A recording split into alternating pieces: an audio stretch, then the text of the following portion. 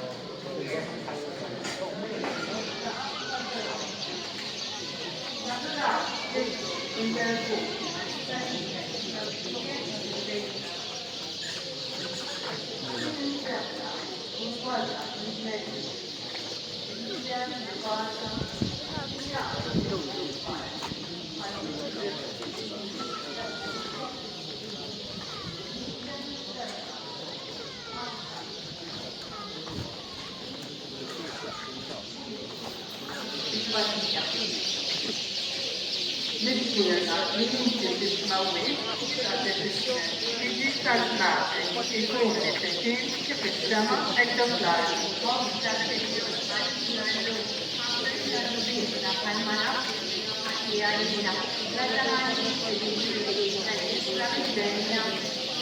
Passione والموت تسيبنا جسوم وليا هنا لينا والمصر تجنو بيتنا عدينا Gesù ti è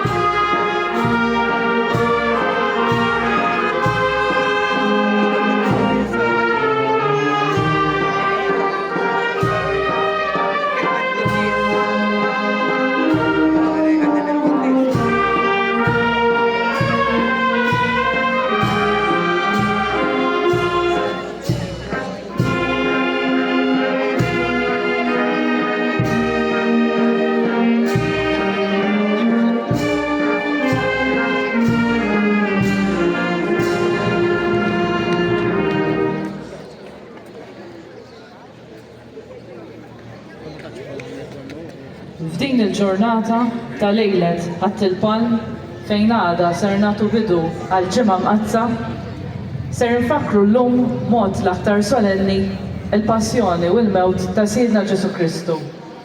Diversi ġbijat u personaġġi li juru lil Kristu f'mument intensi tal-passjoni tiegħu. Ejjew mela bħal folla ta' Ġerusalemm, aħna wkoll nimxu ma' Kristu fit-tbatija u għal dan il-ħin inżommu s-silenzju, ninsew lil nfusna u dak kollu jokkupana u nitfgħu ħarsitna u ħsibijietna fuq Kristu fil-mixja tiegħu lejn l-għolja tas-salib. Naraw issa lil Abraham u lil ibnu Isaac mobbi il-ħatab. Is-sagrifiċċju ta' Isaac li Alla talab lil missieru Abraham huwa figura tas-sagrifiċċju ta' Ġesu. Isaac tiela bil-ħatab biex fuqu jiġi maħruq bħala fitma. U Ġesu tiela bis-salib biex fuqu jiġi msallab vittma ta' dnubietna. Ġesu huwa Isaac tal-Patti ġdid li nisilna bl-ilma u l-Ispirtu Santu. Għamilna u li Alla u bil-qawwa ta' Alla qam minn bejn l-imwiet u għati qajjem lilna wkoll.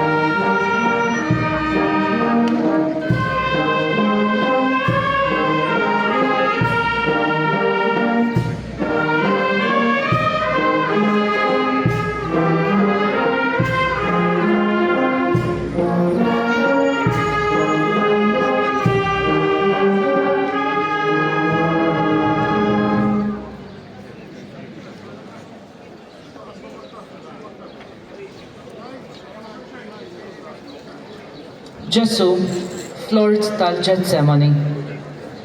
F'din l-ewwel statwa naraw il-ġbija ta' Ġesu mitlu arkobtejh f'idejn l-anġlu taħt is-sidra taż-żebbuġ. F'dieqa l-aktar kbira, tant li xaq għalih għaraq tad-demm. Ġesu jidher beżan ħafna minħabba li qudiemu kien qiegħed jara l-passjoni l-aktar kiefra li kienet ġejja għalih. Ġesu kienet iħoss ukoll l-uġigħ ta' tradiment li kienu ġieħ akbar minn dak tal-passjoni li kien se jsofri għax it-tradiment kien ifisser ċaħda għall-imħabba li hu kellu għall-bnedmin kollha, speċjalment għat-tnax l-apostlu li hu kien għażel fosthom Ġuda, dak li tradih. Ġesu li tant ħabbejtna, għatina l-grazzja li rrodulek lura din l-imħabba billi nżommu sħiħ fit-talim tiegħek u qatt ma nitraduk billi nċedu għadnu. Ġesu, saħħaħ id-djufija umana tagħna bil-grazzja divina tiegħek.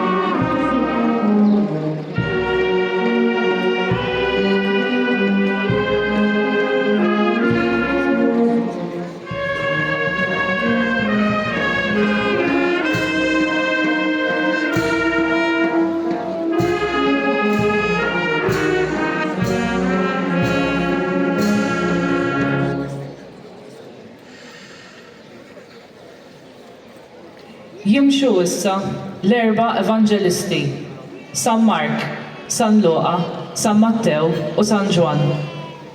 L-erba' Evanġelisti sawru bi kliem mill-isbaħ l-erba' Evanġeli. Jagħtu attenzjoni speċjali lejn ir-rakkont dettaljat tal-passjoni ta' Siedna Ġesu Kristu. Barra r-rakkont tal-passjoni jiktbulna wkoll dwar it-twelid ta' Ġesu u l-ħajja tiegħu.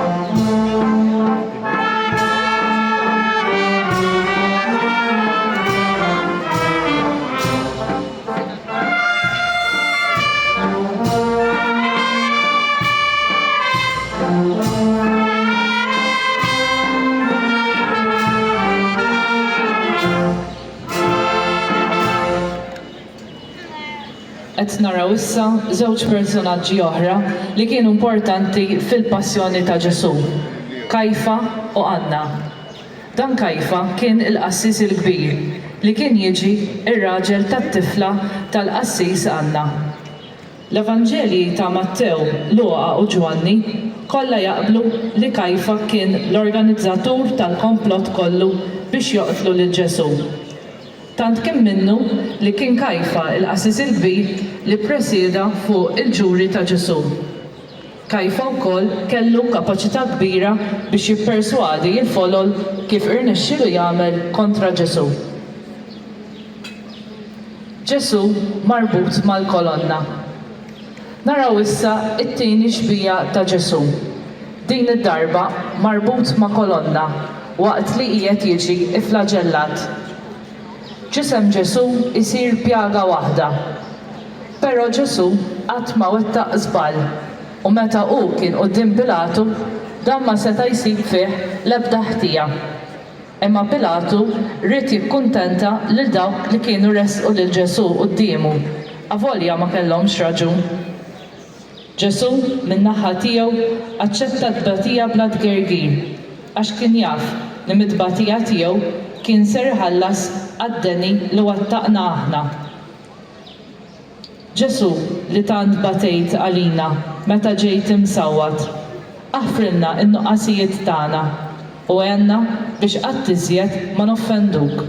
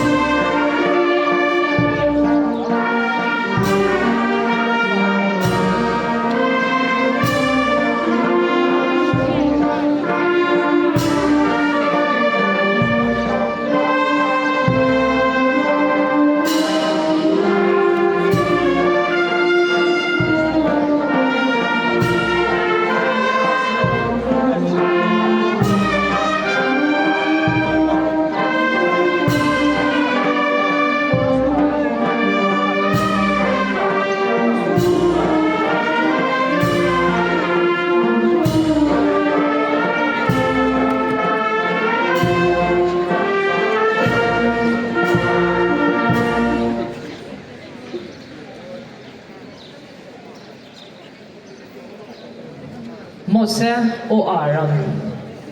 Wara l-istatwa ta' Ġesu marbut mal-kolonna, naraw issa il-figura ta' Mose u l-figura ta' Aaron li jiġi hu Mose.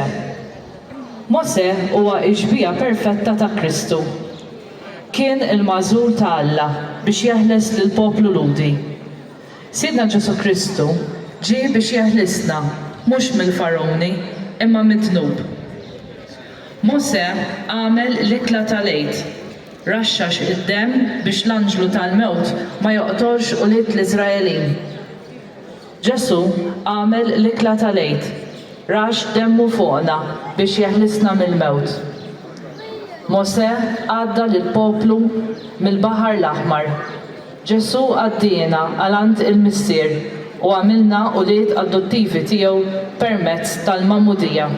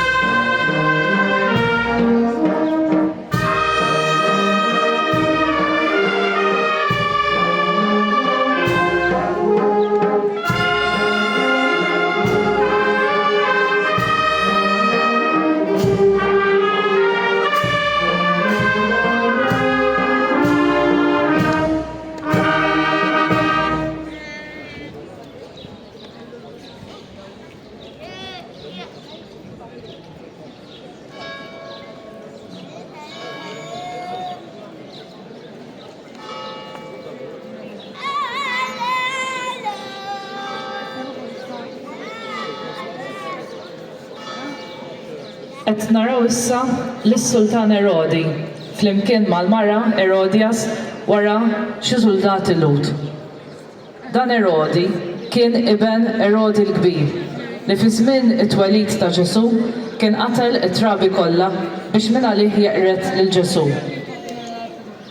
Ġesu ġie mogħti lil Erodi iż-żej mingħand Pilatu peress li hu kien il-gvernatur tal-Galilea imnejn kien Ġesu. Dan ir-re kien disonest u Ġesu ma lissen l-ebda kelma qudiemu, tant li Erodi għajjar lil Ġesu miġnun u libsu libsa bajda. Is-skiet ta' Ġesu quddiem Erodi jagħtina ħafna x'nifhmu u x'nirriflettu.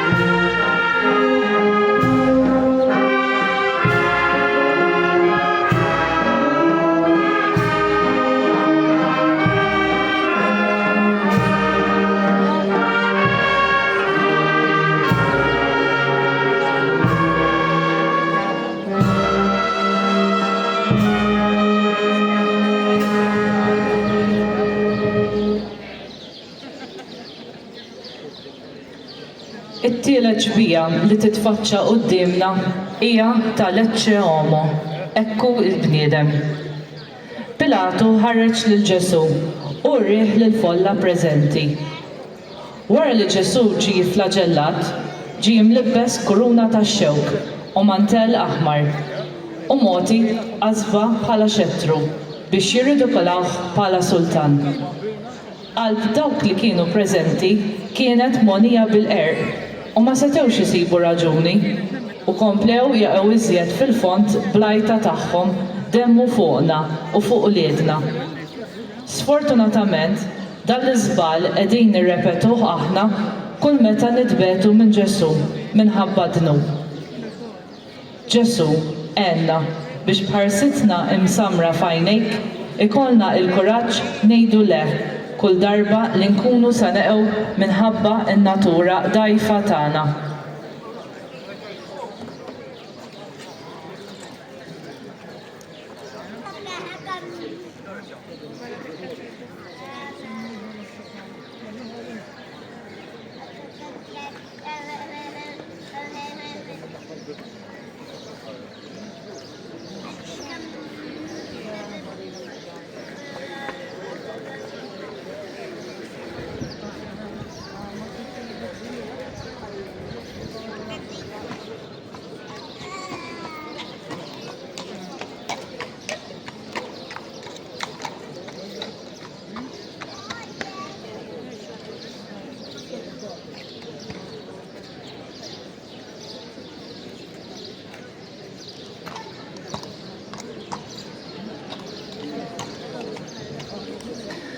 Naraw issa lil Ponzu Pilatu flimkien ma' martu Klawdja miexi flimkien ma' ċenturjun u s-soldati Romani. Dak iż-żmien il-Palestina kienet immexxija mill-Imperu Roman taħt il-Gvernatur Ponzu Pilatu. Dan Pilatu kien raġel qiebes u bla qalb Imma mhux fil-każ ta' Ġesu. Ried jeħilsu akkosta kollox u prova jagħmel użu ta' drawwa ta' dak iż-żmien. Id-drawwa li jagħtu l-libertà lil xi priġunier għal żmien lejt. Imma l-folla għażlu li jitilqilhom lil Barabba flok lil Ġesu. Hawnhekk tidħol ukoll il-mara ta' Pilatu, Klawdja, fejn twissih biex ma jkollux jaqsam ma' dan id-demm bl-ħtija. Kien hawnhekk fejn Pilatu ħasel idejh u tawulhom biex isalbuh.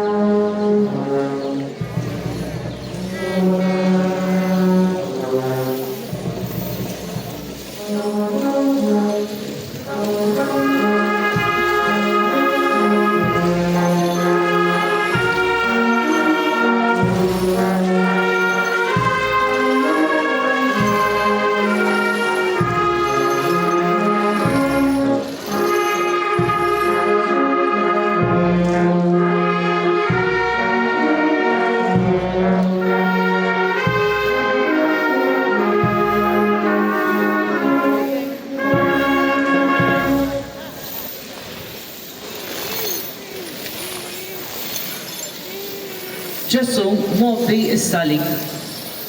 Ġesu ġie mogħti f'idejn il-Lut u beda t-triq twila u qiebsa li mill-Pretorju kienet twasslu sal-Kalvarju. Mobbi salib. Waqt il-vjaġġ, Ġesu ġie mgħajjar u imbuttat mis-soldati u mill-Lut preżenti, filwaqt li għal 3 darbiet waqa' mal-art. Naraw ix-xbija ta' Ġesu, mal-art taħt is-salib u ħarstu li qiegħda titlob għall-indiema tagħna l-bnedmin. Inħallu l-ħarsa ta' Kristu tinfet qlubna u nisimgħu iċ-ċanfira tiegħu. ċanfira li mhux tikkundanna, imma li tajtilna għall-indiema. Tajtilna biex ma nsostnux fl-iżbalji tagħna. Biex hekk it-tbatija ta' Ġesu Redentur ikollha il-frott sħiħ tagħha. Ġesu għenna biex ma nkomplux inżidu it-toqol tas-salib tiegħek, imma minflok ngħinuk iġġorru kull meta nitolbu għal ħutna mid-inbin.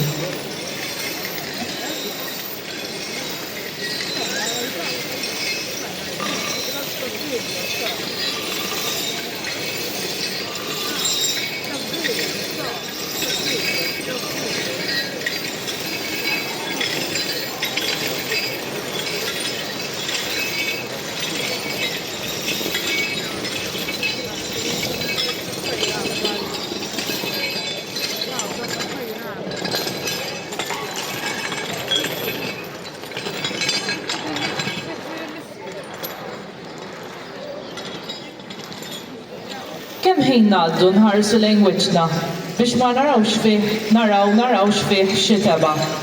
Xi nikta li ma tħallilux dik id-dera li kull wieħed u waħda minnha ikun jixtieq jara u juri lil oħrajn x'in magħhom jiltaqa'. Min jaf x'ħasset dik il-marra mbierka, hekk kif rat stampat f'idejja issa u mhux biss qudiemha iġbija tal-iben ta' Alla. Murija fil-wiċċ ta' dak li fuq ntqal intlisba fost uliet il-bnedmin, imsawba il-ħlewwa ta' Alla fih. Għamel Ġesu li wiċċna dejjem juri minn aħna tassew, bnedmin ħilsa u misjura fl-imħabba, għax diki il-vera natura ta' Alla fina.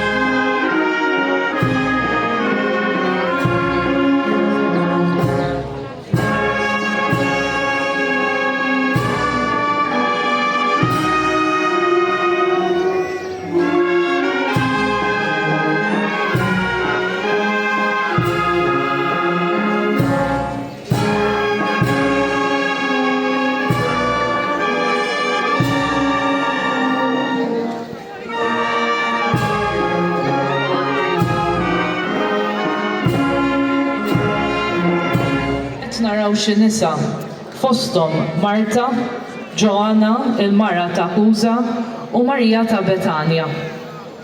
Dawn in-nisa flimkien ma' oħrajn li ma jissemmewx fil-passjoni ta' Ġesu kienu segwaċi kbar ta' Ġesu u kienu jmorru kull fejn kien ikun. Dawn kienu segwew ukoll lil Ġesu fit-triq għas-salib.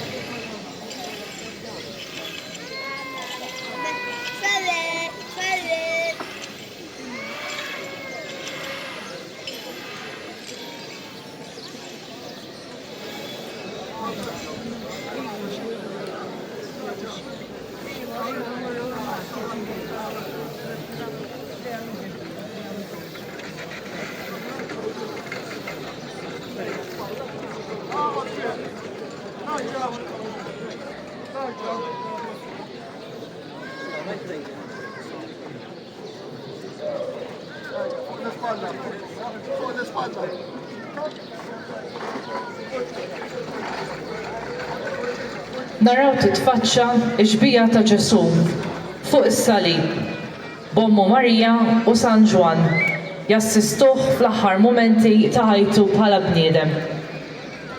Waqt li naraw lil Ġesu imdendel bejn sema u art, inħossu s-solitudni tal-mewt li taqta' lill-bniedem għalih waħdu. Ninsew li l-mewt hi passaġġ li mit-twejjir tal-ħajja jaddina għad-gawdija eterna. Wiċċ Ġesu mejjed juri serenità għax Ġesu fil-mewt wettaq żewġ rebħiet, waħda għalih innifsu u l-oħra għalina. Għalhekk inħarsu lejn is-salib u nifirħu għax is-salib hu l-glorja, ir-rebħa assoluta ta' Kristu. Nadurawk, o Ġesu u nberkuk, għax b'salibek u l-mewt tiegħek inti fdejtna.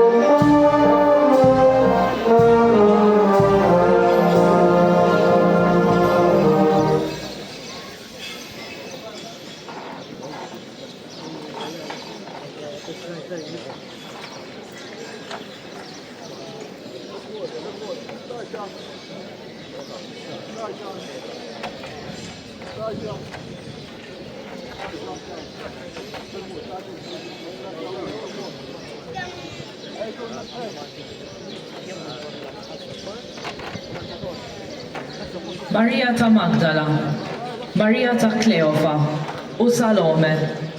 Dawn il-personaġġi flimkien mal-Madonna kienu taħt is-salib li fuqu kien hemm imsallab Siedna Ġesu Kristu. Kienet Marija ta' Magdala l-ewwel persuna li ħabbret il-qawmien mill-mewt ta' Ġesu.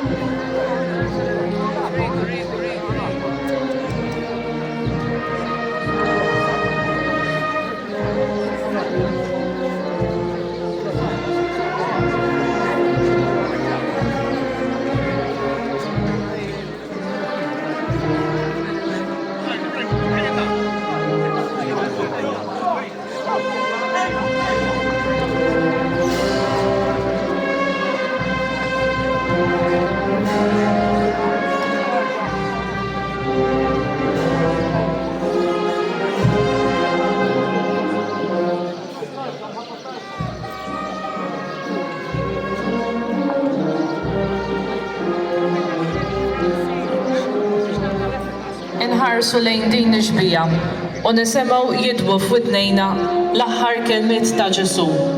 Kollox u mitmu. Għal Ġesu dawn l-aħħar kelmiet kienu jfissru li hu kien wettaq għal kollox il-missjoni tiegħu fuq din l-art. Kristu mejjed, ġismu mitluq minn naħa merfuq mill-Apostlu Ġwanni u Ġuseppi minn Arimateja u minn fuq is-suldat. Ġismu ma kien fih l-ebda saħħa. Fuq wiċċ Ommu Marija kienu mnaqxa duluri bla qies. Ħadd minnhom li f'Ommu Marija ma kien għadu fehm li Ġesu kellu juri l-qawwa tiegħu fit-tielet jum wara mewtu. U għalhekk kienu jinsabu mħawda u forsi tilfu kull tama fih. Ġesu għatina l-qawwa biex ukoll fil-mumenti l-aktar imdalma tal-ħajja ma jkun qatt li aħna nitilfu it-tama tagħna fih.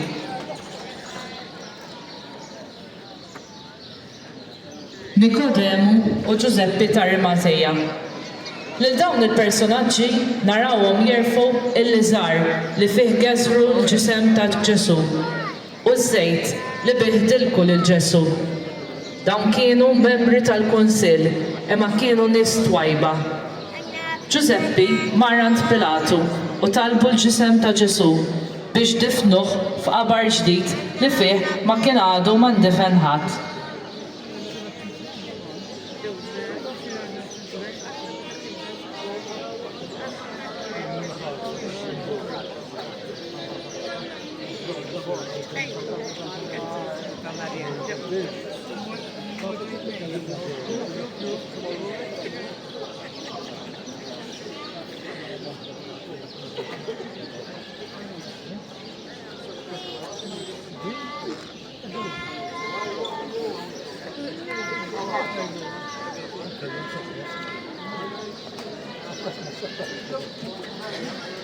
Fil-Vanġelu naqraw li Ġuseppi minn Arimateja wara li ħal ġisem ta' Ġesu xtara l-iżar tal-għażel u geżru fih. Fil-waqt li Nikodemu ġib taħlita ta' mmorr u sab barra biex jidilku l-ġisem ta' Kristu. Dan kollu juri li l-ġisem ta' Ġesu ġie trattat bl-akbar għoża u wara li tlesta ġie mqiegħed f'qabar ġdid. Fi xbija li naraw Ġesu jinsab lesta d-difna u espost tal-qima tagħna li għandha tkun qima solenni għax Ġesu hu s-Sultan tagħna. Għalhekk insejħu din ix-xbija il-monument għax bħalma monument jitwaqqaf biex jagħti qima, hekk ukoll din ix-xbija issejħilna biex nagħtu qima lil Ġesu li tistħoqlu bħala s-Sultan tagħna. Ġesu, ħallina nidfnuk ġewwa qalbna biex hekk aħna nkunu nistgħu insibu l-mistrieħ tagħna fik.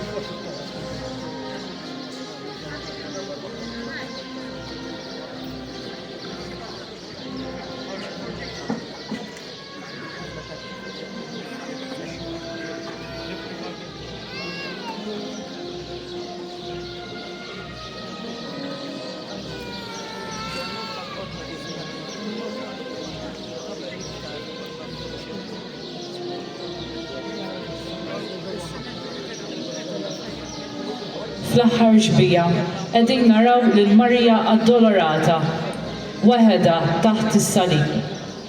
Tul it-triq tal-Kalvarju, l-Apostlu Ġwanni, Marija ta' Kleofa u Marija ta' Magdala ippruvaw iwiżnuha fit-tbatija tagħha. Marija batit il-passjoni ma' Ġesu. Kull daqqa, kull insult li rċieva, irċiviethom hi wkoll. U issa qiegħda tarah mitluq mejjed. Min jista' jifhem il-qies tad-duluri tagħha. Imma Marija hija wkoll imfarġa għax Ġesu ġieb il-fidwa lid-bnedmin u lilha ħatara Om tagħhom minn fuq is-salib. O Marija, Om ta' Ġesu u Om tagħna, għenna biex inkunu denji li nissejħu uliedek u aħwa ta' Ġesu.